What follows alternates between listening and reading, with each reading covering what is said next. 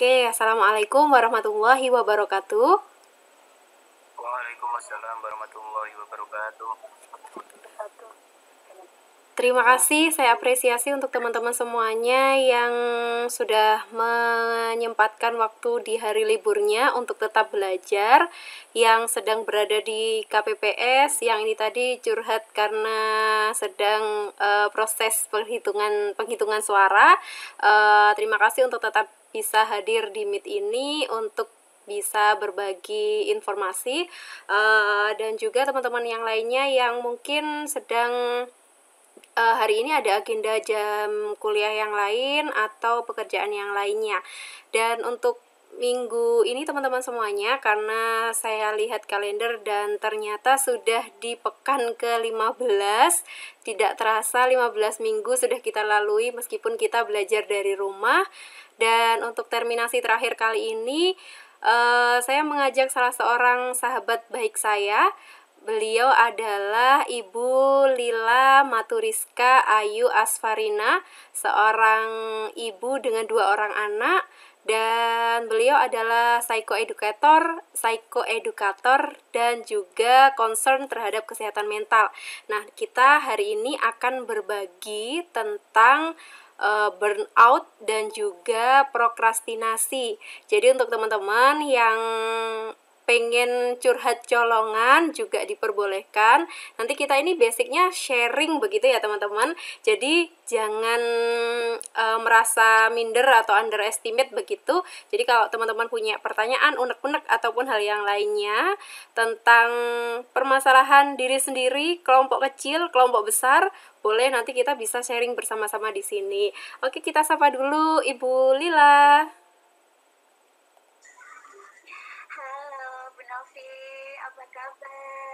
Baik, alhamdulillah. Sehat?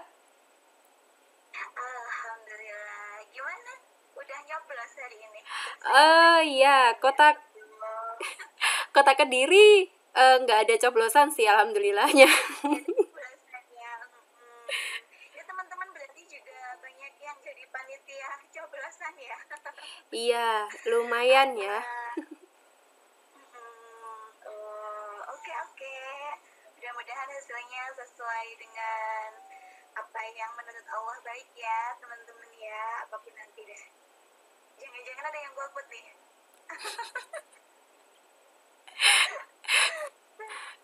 Oke. Gimana Mas Tony? Saya golput karena di sini nggak ada TPS kok, Bu. Oh iya. Mas Sony di mana, Mas Sony?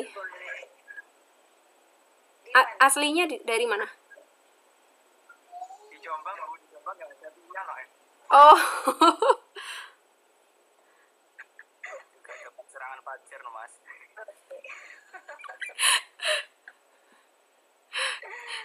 Gak dapat ceperan tambahan ya ini teman-teman. Oke, untuk yang pertama kali ini Bu Lila boleh sharing dong Bu tentang burnout. Kita bahas burnout dulu kali ya.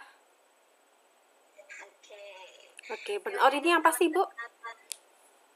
Burnout ya, sebentar. Saya mau kasih lihat sesuatu ya. Tunggu. Jadi teman-teman, burnout itu adalah sebenarnya kelelahan kerja. Udah tampil belum? Belum. Bisa. Oke, sebentar. Jadi belum tampil. Oke. Burnout itu perasaan yang sangat perasaan kita kayak apa ya? Kalau kita lagi mengerjakan tugas, banyak pekerjaan, banyak deadline, dan itu mengganggu banget karena kita tuh rasanya kayak nggak pernah puas sama hasilnya. Nah, kayak seandainya udah kelihatan belum, teman-teman? Sudah, Bu. Oke. Ya. Nah, burnout ini teman-teman bisa perasaan kita sebenarnya apa yang kita rasakan terhadap hasil kerja kita ya, karena mungkin kita tuh dikejar-kejar deadline, banyak hal yang harus dikerjakan sekarang ataupun kemarin. Sebenarnya yang udah-udah tuh belum selesai, udah nambah lagi. Kemudian kita itu udah berusaha semaksimal mungkin ya, tapi nyatanya pada hasilnya kita tuh tetap aja nggak puas. Jadi rasanya masih kurang, terus kurang inilah, kurang itulah.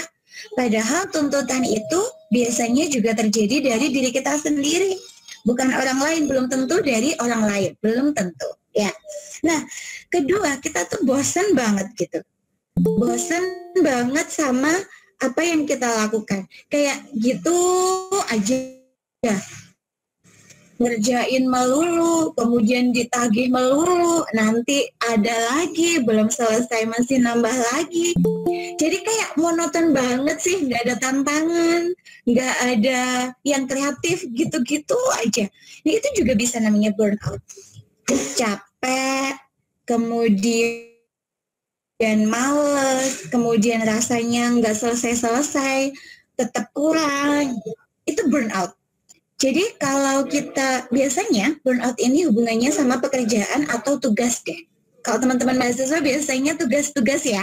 Kalau yang udah yang udah lulus dari kuliah biasanya tuh tentang pekerjaan. Jadi burnout itu stres yang bertumpuk-tumpuk karena kita merasa tugas-tugas kita itu nggak selesai-selesai. Kehilangan semangat. Nah, burnout itu teman-teman seringnya kita tuh nggak sadar. Jadi seringnya burnout itu datangnya tuh pelan-pelan, yang kita sendiri sebenarnya nggak ngerasain kita tuh udah kena burnout atau belum. Tiba-tiba aja, lama-lama, kelamaan, tiba-tiba tuh frustasi gitu bawaannya.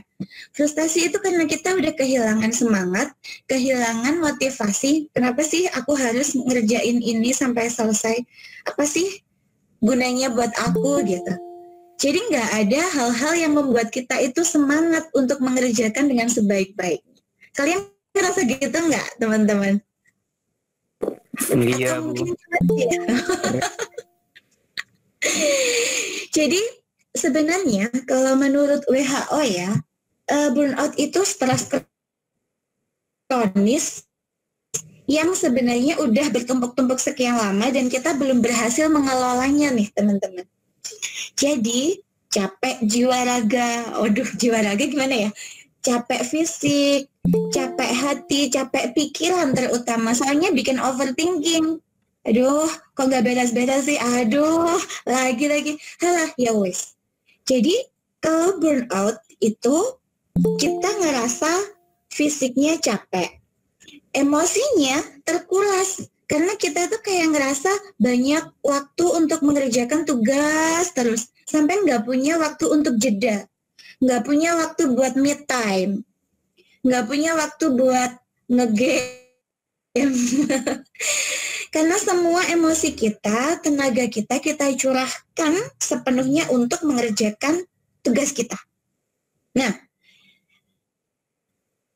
karena kita udah ngerasa full banget menguras emosi, mengerjakan tugas, ternyata pencapaian atau hasilnya tuh nggak sesuai dengan harapan kita. Gimana tuh nggak stres ya? Akhirnya kita kehilangan minat. Kebanyakan dari kita selama ini, kalau kita udah nggak minat sama pekerjaan itu, kita milih untuk prokrastinasi, atau menghindar, atau kalau kuliah pilih bolos aja. Karena nggak ada semangatnya, nggak ada hal-hal yang membuat kita ingin melakukan itu dengan semangat, dengan sepenuh hati, dengan sepenuh tubuh.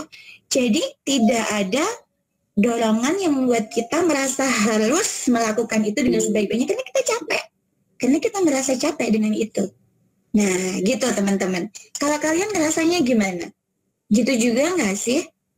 Coba saya mau feedback dong. Kita, Bu Novi, kita diskusinya sepanjang waktu ya. Jadi nggak ada sesi khusus saya ngobrol banyak, terus nanti pertanyaan di akhir, nggak gitu ya Bu Novi? Iya, benar. Iya teman-teman, jadi kalau di tengah-tengah dirasa pengen ada unek-unek yang mau disampaikan, boleh silahkan langsung open mic-nya untuk bisa menyampaikan. Jadi gimana teman-teman, selama 15 pertemuan seperti yang sudah ditanyakan Bu Lila, kerasa burnout nggak sih? Kalau saya pribadi nih, mungkin teman-teman malu gitu ya Bu Lila untuk mengungkapkan perasaannya. Jadi ini kalau dari saya pribadi, nah kan jadi saya yang curhat nih kan. Saya dan pengalaman beberapa dosen yang lain, burnout ini memang sering sekali melanda ya seperti yang sudah disampaikan Bu Lila. Jadi karena stres kerja, kerjaan yang menumpuk, dan akhirnya ujung-ujungnya nanti akan prokrastinasi karena merasa saya butuh me time nih, karena saya butuh nonton drama Korea dulu nih untuk bisa supply tenaga untuk bisa membuat soal untuk teman-teman, membuat materi gitu kan, membuat video pembelajaran dan lain sebagainya. Jadi teman-teman jangan malu karena burnout ini tidak hanya dialami oleh seseorang yang bekerja saja seperti yang disampaikan Bu Lila. Siapapun sebenarnya pernah merasakan burnout secara sadar atau tidak sadar begitu. Semoga setelah ini jadi tersadarkan bahwa oh ternyata saya ada di titik ini nih sekarang, dan ketika saya mengetahui bahwa saya ini terkena burnout gitu ya saya jadi mau cari cara nih gimana ya saya supaya tidak ada di titik ini gitu. Jadi bisa banyak cara, dan biasanya setiap individu memang berbeda teman-teman. Ada yang caranya mau ngegame dulu misalnya selama 10 menit deh gitu, atau 10 menit kebablasan jadinya prokrastinasi atau yang lain. Nah itu sebenarnya kalau yang seperti itu sih yang agak susah ya Bu Lila ya. Betul. Jadi gini Bu Novi, ambil jeda itu boleh teman-teman. Jadi nggak pernah ada yang larang kalian, aduh kayaknya aku butuh me time nih, aku butuh makan dulu, butuh tidur sebentar, atau ngopi mungkin ya. Atau ada yang suka belanja, belanja bulan kayak saya banget ya. Jadi boleh, yang nggak boleh itu kalau kalian kehilangan semangat yang terus-menerus sampai nggak pengen lagi tuh ngerjain tugas. Jadi kehilangan rasa tanggung jawab untuk menyelesaikan tanggung jawab yang seharusnya. Itu yang nggak boleh. Jeda itu harus teman-teman. Karena kita tuh punya kebutuhan diri, kebutuhan yang harus dipenuhi, capek, ya istirahat, lapar ya makan. Bukan lapar tapi malah jalan-jalan, itu salah. Kok suka marah-marah sih? Kok suka jadi sensi banget sih? Oh karena ternyata lapar. Ya udah makan dulu. Kalau saya nih ya biasanya harus nyuapin anak-anak ya. Saya harus nyuapin anak saya. Tapi ternyata saya lapar. Saya kok anaknya nggak dikasih makan sih? Kok ibunya doang sih yang makan? Ya soalnya saya harus kenyang dulu biar ketika saya nyuapin anak saya nggak jadi singa. Gitu teman-teman, sama kalian perlu jeda agar mundur 1 langkah untuk maju 1000 langkah. Kalian perlu jeda untuk memenuhi kebutuhan kalian dulu, baru nanti bisa mengerjakan kewajiban dengan maksimal. Gitu. Ada yang mau berbagi? Seperti apa? Gimana Bu Novi? Oke teman-teman, mungkin ingin berbagi pengalaman selama 15 pertemuan ini kuliah daring gitu ya. Sudah 1 semester lebih, separuh semester sudah kita lalui di semester sebelumnya, dan 1 semester di semester ini. Ada yang mau berbagi terkait dengan burnout-nya? Pernah mengalami nggak sih? Atau dulu sebenarnya nggak sadar, sekarang baru sadar bahwa oh, ternyata saya juga pernah mengalaminya. Ya, gitu. Kalau belum saya lanjutkan dulu boleh ya Bu Novi ya? Boleh, silahkan Bu Lila. Ya, jadi gini teman-teman, burnout itu mirip soalnya sama depresi ya. Karena gejalanya sama. Cuman ada beda dikit. Nah, kalau kita merasa stres terkait kerjaan, contohnya ini ada ciri-cirinya, ada ciri fisik, ada ciri emosional, serta juga ada ciri-ciri dari perilakunya. Jadi kalau dari segi fisik, kita tuh merasa lelah, merasa capek, merasa tidak punya tenaga untuk melakukan sesuatu ketika kita mengerjakan tugas ya. Kemudian penurunan nafsu makan, atau mungkin penambahan nafsu makan. Kalau udah stres ada yang suka makan loh ya, ada juga yang seperti itu. Kemudian nih di sini nih otot leher punggung sini tuh gampang capek gitu. Jadi masih sebentar kita liatin laptop atau masih sebentar kita liatin tugas, tiba-tiba sini udah capek duluan, udah suka pusing-pusing gitu. Itu bisa jadi cirinya kita capek. Kemudian kita tuh dalam segi emosional kita merasa pesimis.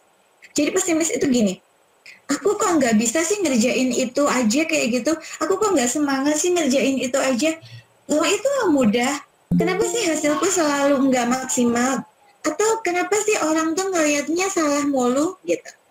Jadi kalau kita ada di lingkungan kerja atau kita ada di lingkungan, ini kan daring ya soalnya ya Bu Novi ya. Iya, Jadi benar. kita tuh jadi kalau kita offline kita itu bisa ngerasa kayak dikucilin gitu sama teman-teman. Soalnya tugasnya nggak pernah benar menurut orang lain. Tugas yang kita kerjakan nggak pernah benar, nggak pernah bagus gitu. Jadi dari segi emosional kita tuh ngerasa pesimis, ngerasa terkucilkan oleh lingkungan. Kemudian kita kehilangan motivasi, ya udah aku nggak pengen, biarin aja udah lewat-lewat gitu aja. Soalnya aku nggak ngerasa dihargain atas pencapaianku ini gitu. Nah dari segi perilaku teman-teman, kita menghindari tugas prokrastinasi jelas. Kemudian kita menghindari pergaulan dengan sesama lingkungan dalam pekerjaan itu atau dalam tugas itu. Nggak mau ketemu teman-teman kalau kita offline, nggak mau ketemu dosennya, dan kita pilih bolos, itu perilaku menghindar. Kemudian sering menunda-nunda jelas. Jadi kita acuh sama tugasnya, kita merasa putus asa, nggak ada prestasi sama pekerjaan kita. Kemudian kita suka marah-marah atau merasa kewalahan sama tugas itu. Ya udah, that's you are having a burnout. Nah, itu ciri-cirinya. Kalau teman-teman mahasiswa gimana? Kayak gitu nggak sih? Soalnya dulu saya mahasiswa juga sering banget ngalamin kayak gitu. Ya nggak sih Bu Novi? Iya, apalagi sudah menjelang akhir semester, saya rasa memang sedikit berat ya Bu Lila, bukan sedikit berat sih, mungkin memang jauh lebih berat pada saat daring daripada luring begitu. Karena kalau luring mungkin temannya lebih banyak, kalau mau sharing juga lebih enak secara langsung begitu ya daripada seperti ini. Walaupun dari daring pun saya merasa banyak sekali kemudahan dan apa ya, kita bisa multitaskingnya bisa lebih oke begitu daripada kita luring gitu. Cuman tentu kalau dari segi tugas bukan tidak banyak sih, malah mungkin beberapa dosen itu lebih banyak membebankan tugas-tugas begitu. Ya nggak sih teman-teman? Iya. Ya benar. Itu pengakuan gitu, pengakuan dari hati banget ya ngomongnya. Gimana Mas Sony? Ada yang mau diungkapkan? Lebih kepada kalau di rumah itu ada tugas lain yang menanti. Oke. Ini gini Bu Novi, kita nyambung sama prokrastinasi ya. Iya, boleh Bu. Teman-teman. Jadi prokrastinasi itu memang salah satu dampak karena kita merasa burnout. Ya teman-teman catat ya. Jadi Prokrastinasi itu sebuah dampak karena kita merasa stres dengan apa yang kita lakukan, rutinitas kita. Entah itu pekerjaan, entah itu tugas.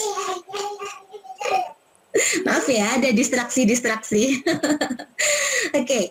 Nah, tapi ternyata prokrastinasi itu bukan semata kita tuh suka nunda-nunda tugas, nggak gitu loh, nggak gitu aja. Jadi prokrastinasi itu bisa disebut sebagai tidak wajar jika kita memilih menunda tugas satu dengan mengerjakan tugas lain yang tidak lebih penting. Jadi yang kita pilih ngerjain yang nggak penting-penting aja dulu. Yang penting-penting itu nanti aja kalau udah mepet-mepet gitu. Kalau bisa dikerjain besok, kenapa harus sekarang gitu ya? Jargonnya biasanya gitu kan ya. Kalau bisa dikerjain orang, kenapa harus saya gitu kan ya? Itu. Jadi prokrastinasi itu bisa disebut sebagai enggak wajar jika kita lebih memilih mengerjakan hal-hal satu yang tidak penting, yang tidak lebih penting daripada tanggung jawab yang seharusnya. Contohnya, nanti aja deh ngerjain tugas dari dosen, mendingan sekarang ngegame dulu, atau scroll-scroll Instagram dulu, atau kita ngegame sampai nanti malam baru, nanti kalau udah jam 12 malam kan gue udah capek, baru nanti ngerjain tugas. Itu yang pertama. Kemudian menunda-nunda karena tahu sebabnya apa, maksudnya sebenarnya tahu ini berdampak nggak baik buat saya, tapi tetap dilakukan. Jadi sebenarnya tahu saya harus mengerjakan yang mana dulu, tapi memilih enggak karena nggak lebih menyenangkan gitu ngerjain tugas itu. Ya di mana-mana namanya belajar itu nggak lebih nyenengin ya daripada main game. Apalagi lihat medsos ya. Nah, itu teman-teman. Tapi kalau kalian merasa masih harus menunda-nunda tugas karena mengerjakan satu hal lain, tetapi kepentingannya sama, dan itu tidak berlarut-larut, itu masih oke. Gitu, berarti ada batas-batas. Nah, prokrastinasi masih dianggap wajar atau tidak wajar.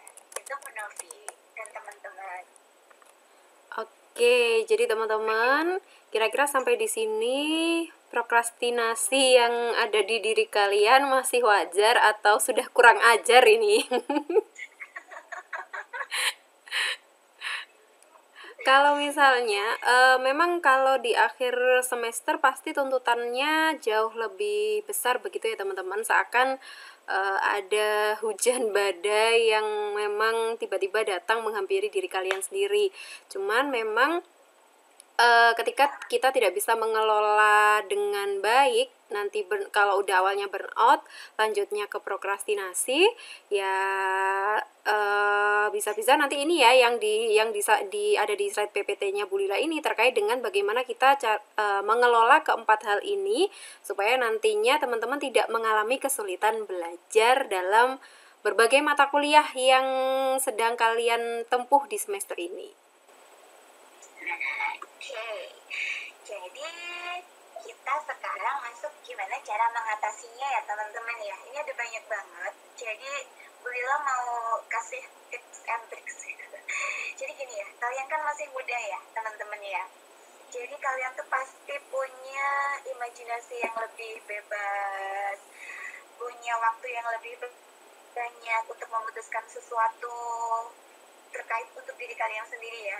Apalagi jiwanya jiwa muda, masih mahasiswa, semangatnya, energinya masih banyak, masih 100% gitu ya. Alangkah lebih baiknya jika kalian mengelola semua itu demi kebaikan diri kalian sendiri tanpa intervensi, tapi juga nggak salah arah teman-teman. Ngerti nggak maksudnya? Jadi ketika jiwa muda, ketika masih muda, saya juga masih muda dong sekarang. Tapi kita pasti beda pikir, beda cara berpikirnya ya Bu Novi ya.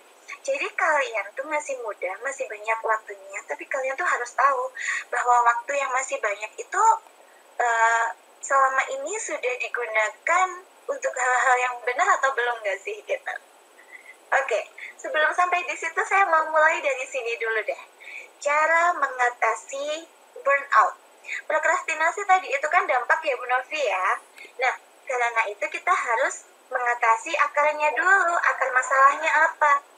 Jadi yang pertama, kita harus bisa kelola emosi. Jadi gini teman-teman, karena kita tahu jeda itu perlu. Kalau kita merasa udah mulai stres, kita bisa mengambil jeda. Nah, jedanya apa? Jadi kalian bisa untuk mengembalikan semangat itu mau ngapain dulu? Ada yang suka makan, kuliner, boleh. Ada yang harus istirahat dulu barang setengah jam atau 1 jam, boleh. Ada yang harus me time dengan family-nya, dengan family time, gathering, boleh. Ada yang harus ngopi dulu, oke. Lakukan. Jadi semuanya itu nggak salah. Yang salah jika kalian tidak mampu mengelola emosi kalian.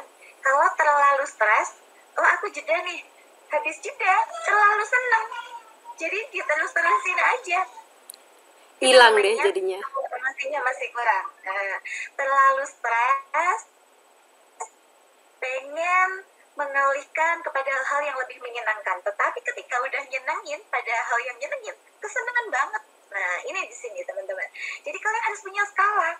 Kayaknya aku udah cukup atau belum ya? Emosiku nih udah masih labil atau udah stabil ya? Jadi kalau kalian udah merasa cukup, batasannya adalah cukup, go. Harus kembali lagi pada tugas yang sebenarnya.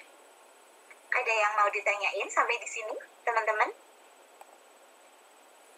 Oke, belum ya? Oke, yang kedua adalah kelola waktu. Nah, teman-teman, terkait dengan kelola waktu, kalian harus tahu teman-teman, ada jam di mana kita benar-benar butuh istirahat, dan ada jam di mana kita benar-benar harus mengerjakan apa kewajiban kita. Ada waktu buat ibadah, ada waktu buat senang-senang, ada waktu buat mengerjakan tugas, ada waktu buat olahraga, atau ada waktu yang benar-benar spesial buat merenung, bukan ngelamun ya. Kita perlu jeda, berkontemplasi, apakah yang saya lakukan hari ini sudah seimbang atau belum. Jadi dikelola waktu. Kemudian kelola kebutuhan diri. Kebutuhan diri, ada kebutuhan fisik. Kita tuh manusia ya, manusia itu punya jiwa, punya raga. Sakit pun ada sakit jiwa, ada sakit raga ya. Jadi kalau kalian fisiknya nggak fit, oke, please take a nap. Jadi perlu istirahat. Kalau kalian butuh jeda barang sebentar, oke. Kalau saya cukup ambil nafas, jangan sampai lupa ambil nafas, oke. Bernafas yang disadari. Jadi kalian tuh pernah nggak sih kalian diam aja terus dirasa nih gitu, dirasa nih apa ya, roaming bahasa nggak nih? Kita tuh bernafas, ketika ambil nafas dari hidung, kita benar-benar ngerasa kita sedang bernafas, ambil nafas dari hidung. Kemudian kita buang nafasnya dari hidung, kita juga ngerasain itu. Itu namanya kelola kebutuhan diri, mindfulness. Oke, yang selanjutnya adalah kelola energi. Jadi kalau ada teman-teman yang harus bantuin orang tuanya ke sawah, mungkin ya, kalian harus tahu, oh berarti dari pagi sampai siang aku harus bantuin bapak nih ke sawah dulu. Berarti energi yang dialokasikan nggak boleh seluruhnya. Soalnya nanti kalau siang kalian udah, pasti akan kolaps. Jadi kalian harus bisa mengelola energi. Oh sekarang aku waktunya membantu orang tua bikin kue misalnya. Atau apa sih yang sekarang, kalau anak sekarang tuh apa ya? Mungkin bantuin jualan. Dan apa ya? Bantuin nyiram tanaman. Nggak tahu orang tuanya ada yang jual di rumah lagi bisnis gitu, bisnis keluarga. Nah, boleh, tapi kalian harus bisa mengelola energinya. Kalian tahu waktu kapan harus membantu, kapan harus mengerjakan tugas, sehingga kalian enggak full energi 100% di awal, karena pasti kalau siang udah deh, pasti akan jatuh, pingsan. Bukan begitu. Jadi ada hal-hal yang perlu kita sadari bahwa energi kita harus diberikan 50% atau 30%. Itu namanya mengelola energi. Oke, saya pengen dengar dari teman-teman dulu. Kalau selama ini kayak gimana rasanya? Mungkin bisa siapa ya? Saya absen di sini ya. Mungkin bisa Mas Fahrizal atau Mbak Rizky Noviasari, Mbak Jazila. Silakan bisa menyampaikan unek-uneknya.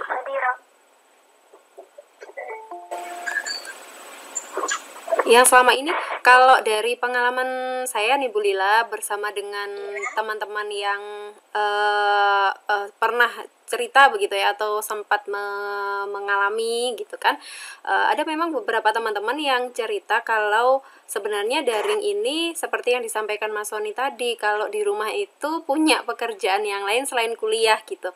Masalahnya tidak semua orang tua tahu bahwa anak mereka di rumah ini bukan dalam tanda petik pengangguran gitu kan.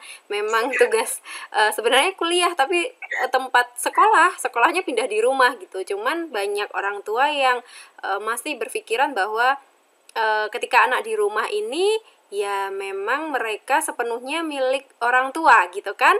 Waktu 24 jam punyanya orang tua, sehingga seperti yang disampaikan Bu Lila tadi bahwa kelola waktu energinya itu sudah habis untuk membantu orang tua ke sawah, jualan dan lain sebagainya. Sebelum daring ini Bu Lila, saya pernah menjumpai salah satu mahasiswa yang ketika kuliah pagi dia nggak pernah masuk sama sekali gitu.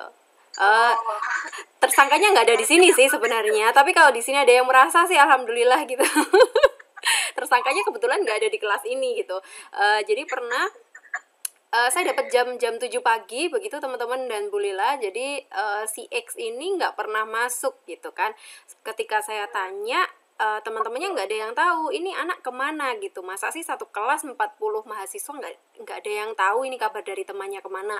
Setelah saya tanya lagi, ternyata dia nggak bisa masuk pagi karena pagi itu harus bantuin orang tuanya ke sawah dulu gitu. Ya tapi masa 16 kali pertemuan nggak masuk di mata kuliah saya kan ya. Itu kalau saya harus meluluskan karena kasihan, itu saya melanggar kode etik dari universitas begitu. Jadi hal-hal seperti ini memang yang mungkin teman-teman mahasiswa juga bingung begitu bagaimana caranya untuk mengkomunikasikan kepada orang tua begitu kan teman-teman. Padahal tugas kalian ya memang belajar gitu, apalagi ditambah daring. Orang tua pasti akan merasa bahwa oh anakku di omah nganggur iki, nggak boleh disuruh-suruh gitu ya, boleh untuk membantu gitu. Itu nggak sih teman-teman yang di rumah? Karena ada beberapa yang stay di pondok Bu Lila, jadi mungkin yang di pondok sedikit terselamatkan, hanya ada harus mengelola waktu dan energinya dengan kegiatan-kegiatan rutinitas keagamaan di pondok. Tetapi kalau yang di rumah mungkin memang juga sedikit lebih berat karena orang tua yang memang mengharuskan mereka untuk bekerja atau membantu orang tua gitu. Gitu nggak sih teman-teman?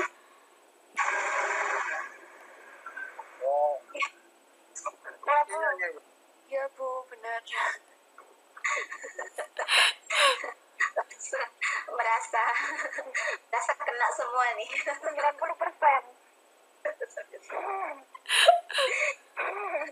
Oke, jadi memang ya masalah itu memang kompleks. Kalau kita memaksakan sesuatu harus berdasarkan pada satu belah pihak saja, pasti akan timpang.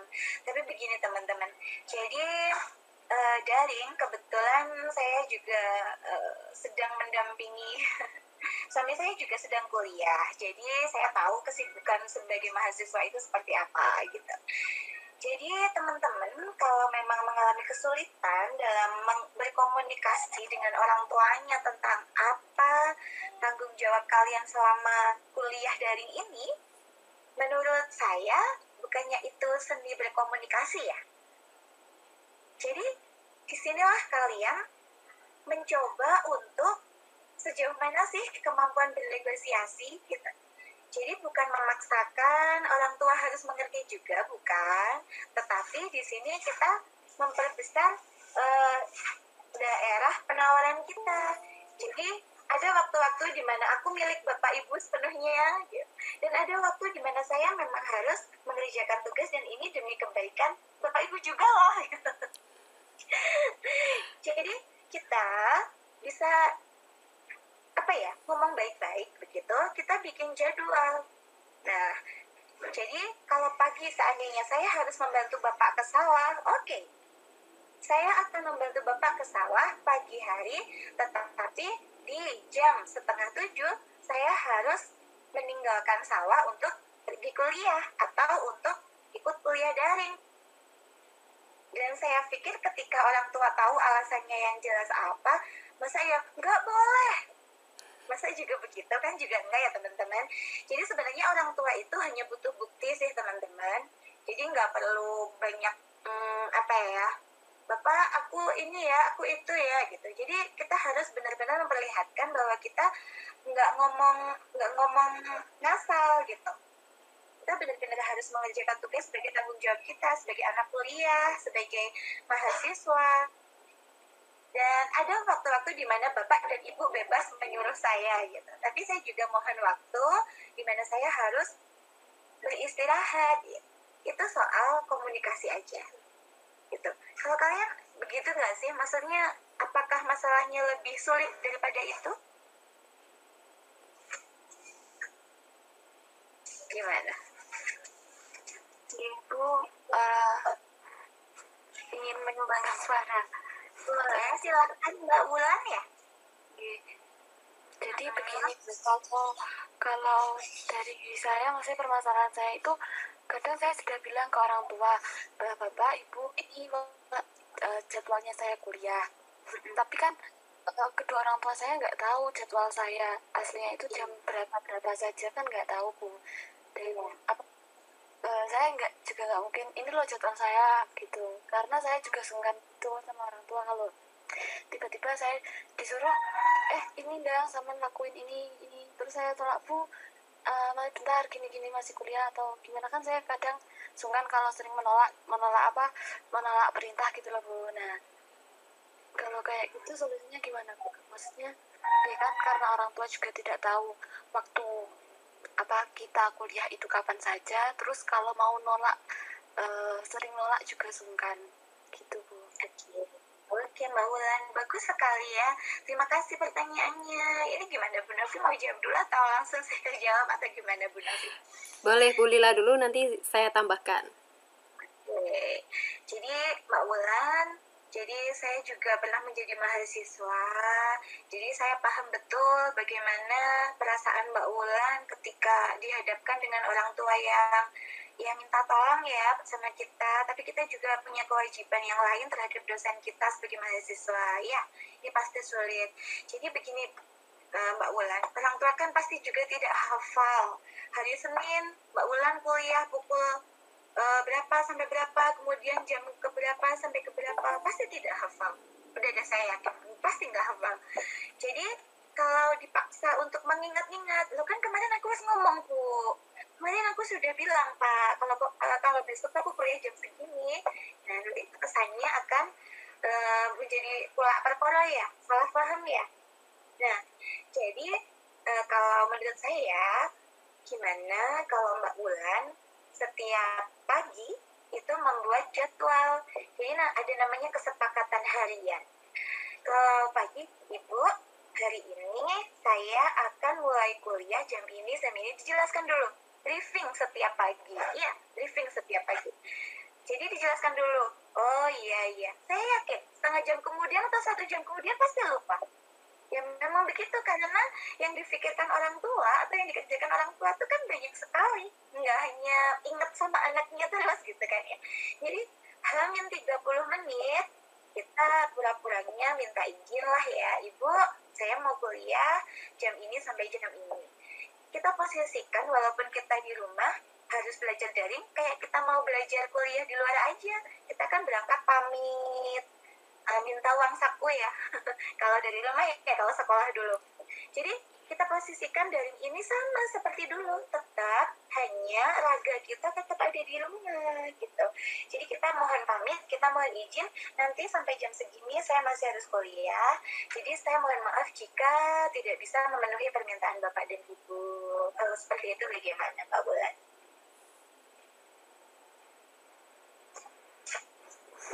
Oke Bu, alhamdulillah sudah paham, terima kasih. Oke. Pripun Bu Novi? Masih Iya. ada yang ingin ditambahkan? Yang sulit adalah mencoba untuk mengkomunikasikan itu, sepertinya begitu ya teman-teman. Memang itu nggak mudah. Jadi karena ini sudah di akhir pertemuan dan kita nggak tahu ya semester depan ini apakah tetap daring atau luring atau perpaduan separuh-separuh begitu. Andaikan tetap daring, maka cara ini bisa teman-teman aplikasikan begitu. Jadi memang nggak orang tua itu nggak akan hafal jadwal anaknya kalau kita nggak ngomong jam berapa aja kita sibuk, atau jam kita butuh waktu berapa lama untuk mengerjakan tugas begitu. Semisal memang kita dimintai bantuan, misalkan ngantar ke suatu tempat begitu ya, misalkan itu tidak begitu urgent. Misalnya kalau urgent sih menurut saya adalah apa ya, ada naudzubillah min dzalik ya, ini misalnya saudara kita ada yang kecelakaan terus kita harus ke rumah sakit begitu kan, cepat-cepat ke rumah sakit, atau hal yang memang dirasa sangat penting yang harus ibu kita antarkan, itu ya udah kita harus mengkomunikasikan kepada dosen, karena orang tua dan dosen, karena memang kita tidak bisa bertemu tatap muka secara langsung, maka memang komunikasi ini menjadi salah satu kuncinya teman-teman. Jadi banyak yang dalam tanda kutip gagal begitu ya, karena mereka tidak bisa mengkomunikasikan dengan baik. Jadi ada juga yang pernah cerita ke saya gitu, Bu Lila dan teman-teman, semoga ini bisa jadi pelajaran juga gitu ya. Dia bilang nggak pernah masuk karena sakit gitu kan. Saya tanya apakah tidak dikomunikasikan dengan dosen kalau sakit. Sudah Bu, tapi dosennya nggak pernah respon. Terus apakah nggak pernah ditelepon dosennya? Nggak pernah Bu. Ya sudah, apalagi kalau daring pasti nanti chat atau WhatsApp dosennya itu akan tertumpuk dengan tugas-tugas yang lain, dengan komunikasi-komunikasi yang lain. Kalau kita tidak intens menghubungi dosen atau misalkan orang tua begitu ya, atau kita tidak mengkomunikasikan dengan orang tua, ya nantinya akan tenggelam begitu saja, pesannya tidak tersampaikan. Nah, kembali lagi, jika memang kasusnya disuruh ngantar atau disuruh ngambil barang yang memang itu jauh dan di tengah perjalanan, misalnya sekarang jam 1 kita diminta gitu ya, padahal nanti setengah 2 kita mau ada kuliah nih, perjalanannya nggak cukup 30 menit untuk PP, kan kita nggak mungkin ya di tengah jalan sambil berkendara, itu sangat resiko tinggi gitu kan teman-teman. Maka kita bisa mengkomunikasikan juga ke orang tua, negosiasi yang disampaikan oleh Bu Lila tadi. Jadi boleh nggak ya kalau misalkan nanti diambilnya setelah selesai kuliah gitu kan, atau kita juga negosiasi ke orang tua kita, Bapak Ibu nyuwun tulung, kalau memang saya diperlukan untuk membantu, mohon untuk diinformasikan, misalnya jangan dada-dada atau mepet gitu ya sehari sebelumnya, bukan karena sibuk banget ki anaknya sibuk banget sih di omah gitu, tapi karena memang untuk menyesuaikan jadwal, jangan-jangan pas dimintai tolong adalah pas jam kuliahnya, pas kebetulan dosennya nggak bisa dinego, pas kebetulan dosennya nggak mau nerima telepon, nggak mau nerima WhatsApp dan lain sebagainya, yang nggak ada excuse gitu kan, ada juga seperti itu. Jadi untuk mensiasati yang seperti itu, teman-teman bisa cara komunikasinya seperti itu, dan seperti yang disampaikan Bu Lila bahwa ya sebenarnya komunikasi ini sebuah skill gitu kan, semakin diasah ya semakin baik, semakin tidak diasah ya ya standar begitu saja gitu. Ya, betul, betul sekali Bu Novi. Ya, masih ada kesulitan tentang mengkomunikasikan ini teman-teman. Saya mau iya. rembuk, boleh? Boleh, silahkan. Nah, ini Bu, ada permasalahan lain yang setelah permasalahan waktu dan tempat tadi sudah dipersilahkan oleh orang tua. Ya, saya nggak tahu ya, ini permasalahan umum untuk teman-teman atau untuk saya sendiri. Karena biasanya tugas-tugas yang diberikan, terutama oleh dosen, itu membutuhkan inspirasi, Bu. Jadi, bukan tugas yang ketika sudah diberikan waktu 2-3 jam kita langsung bisa mengerjakan. Nah, sebelum kita mengerjakan hal itu, kita itu sebenarnya butuh inspirasi. Misalkan kita disuruh membuat video pembelajaran. Nah, di situ kita harus memikirkan gimana konsep videonya ini nanti. Nah, dalam mencari inspirasi tersebut, mohon maaf ya, saya terlalu senja sekali. Nah, itu kadang yang pertama, ada 2 kemungkinan. Yang pertama, yaitu ketika dalam mencari inspirasi tadi, kita akan melakukan prokrastinasi atau penundaan tadi.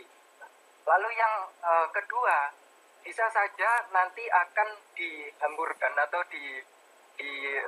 gimana ya, bahasa kasarnya itu dirusak dengan orang tua itu mulai mengongkon, gimana ya, mulai menggunakan haknya.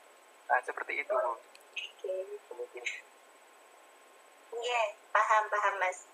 Jadi masalahnya gimana Mas Hani?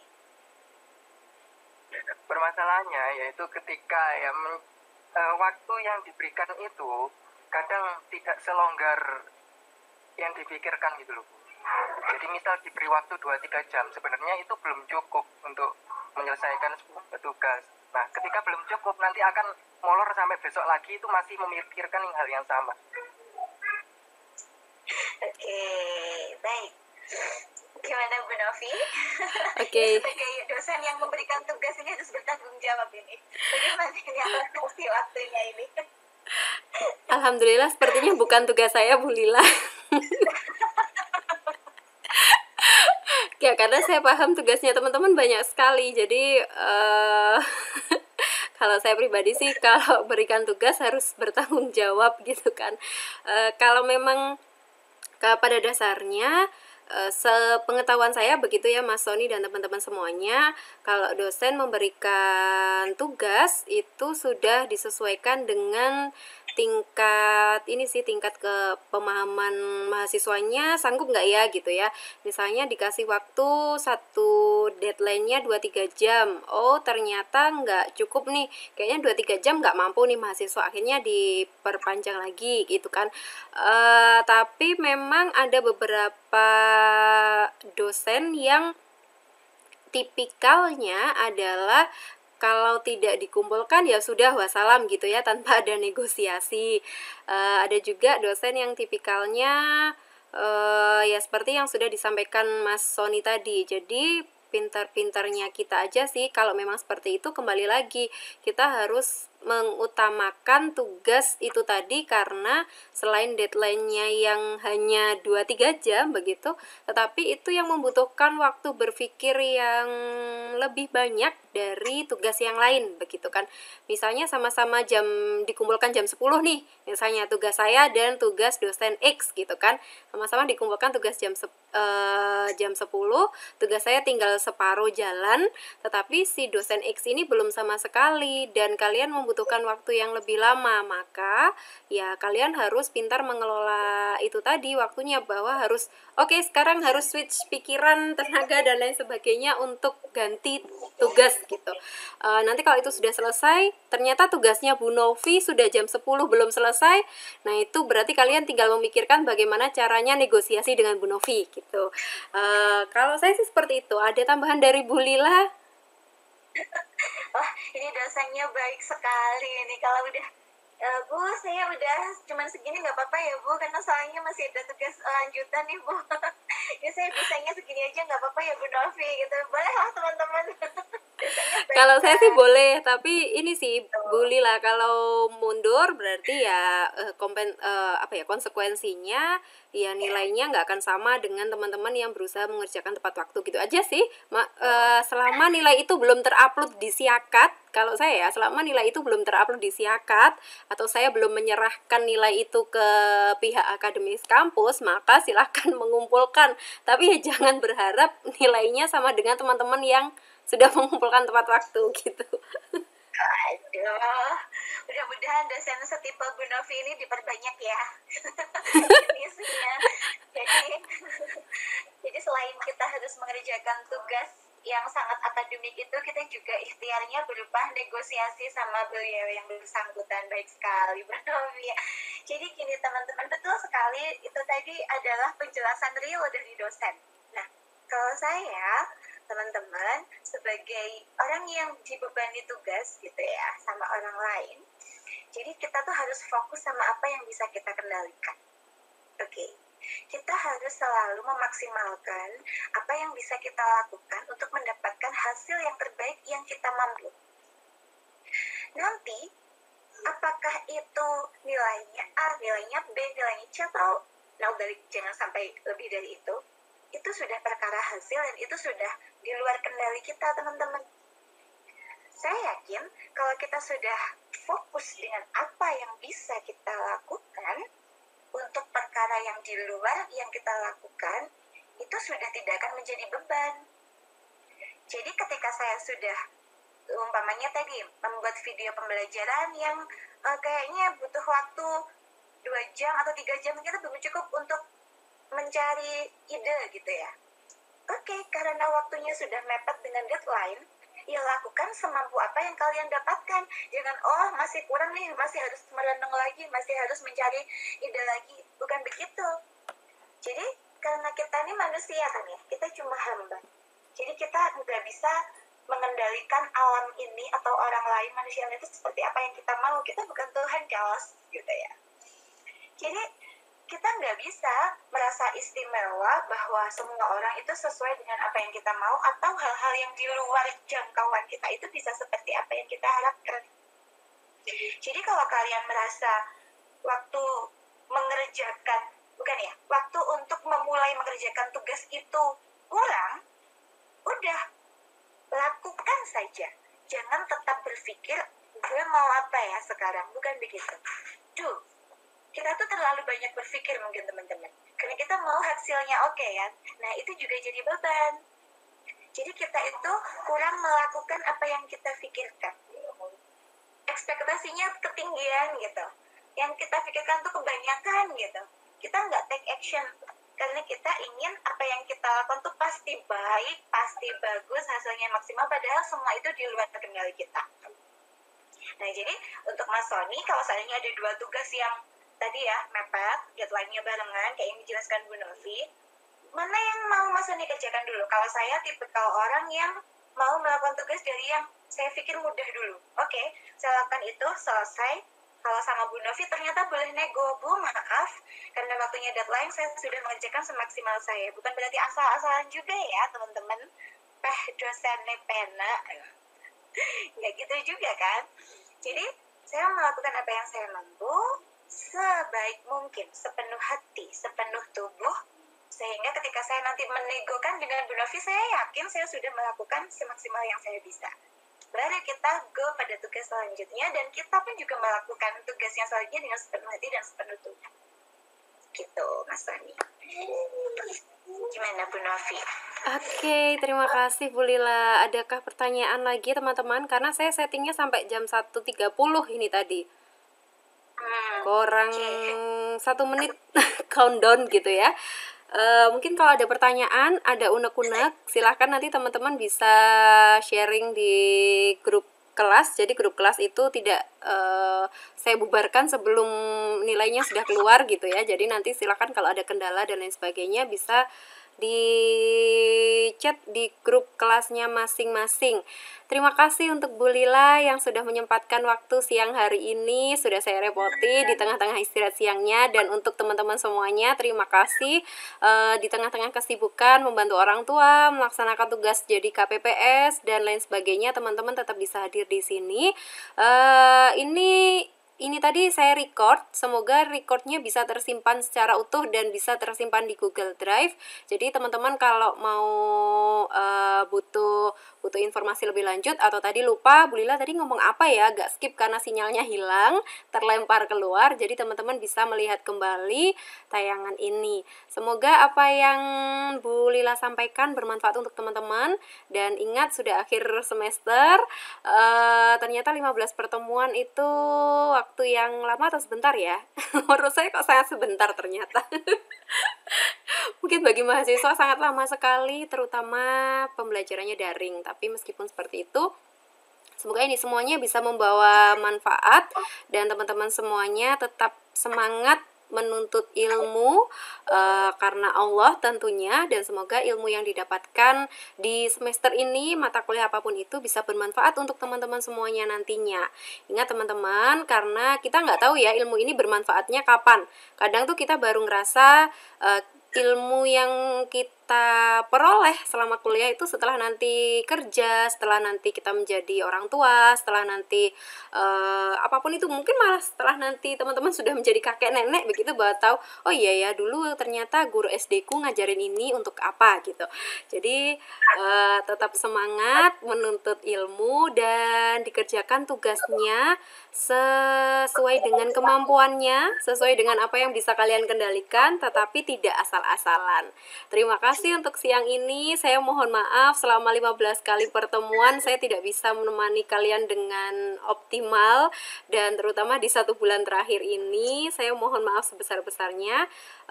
Ada link presensi yang ada di chat ya teman-teman, silahkan diklik tautan yang ada di situ untuk presensi pada siang hari ini.